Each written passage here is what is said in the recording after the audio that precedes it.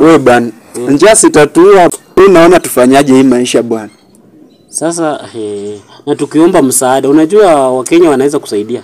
Wakenya hawawezi saidia mtu wako hai. Maybe kama umekufa tu. Kama umekufa? Wanasaidia mtu amekufa. Ushaiona Wakenya wanasaidia mtu wako hai? Yaani mpaka tukufe ndio tusaidie. Ndio tusaidie. Mimi naona majanga hapa solution. Si umesema wanasaidia mtu mwenye amekufa? What about ukijifanya umekufa? Hiyo idea siko sawa. Nijifanye nimekufa lakini naweza jifanya na nikufe ukweli. Hawezi kufa ukweli. Si siku mbili tu. Fanye tu umekufa. Sawa. Siku mbili tu. Wewe utatembea mtaa ukikusanya pesa, si ndio? Alafu tunahama hii estate. Si ni hivyo? Iko mimi nakwambia mimi mambo ni lazima. Kumekuaje? Tumeacha na mwenzetu Majanga. Ulikuwa unamtambua? Majanga mwenye alikuwa anatoka pale juu.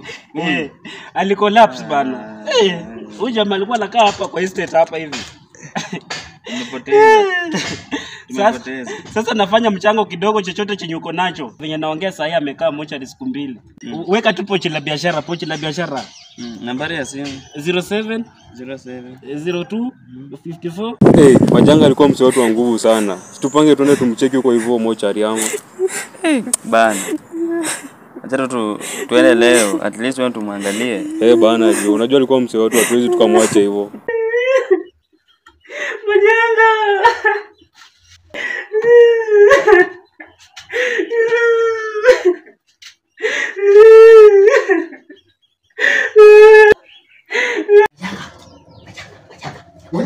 Coordinator.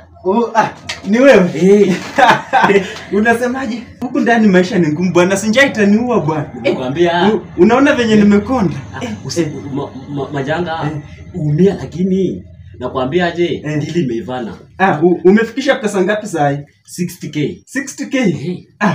Acha mimi nipe tu kitu kama only 2 hours nifikishe hiyo 100k. Lakini njando kitu taniua huku ndani bwana. Wewe uko vizuri na unasanya pesa ukikula huku. Niko hapa na kandizi bwana. Naweza niletea ndizi. Nimekuletea ndizi. At least bwana. Mimi nakwambianga msawa mafomu bwana. Angalia mtu asitukute bwana. Mtu anaweza pata maiti na kula.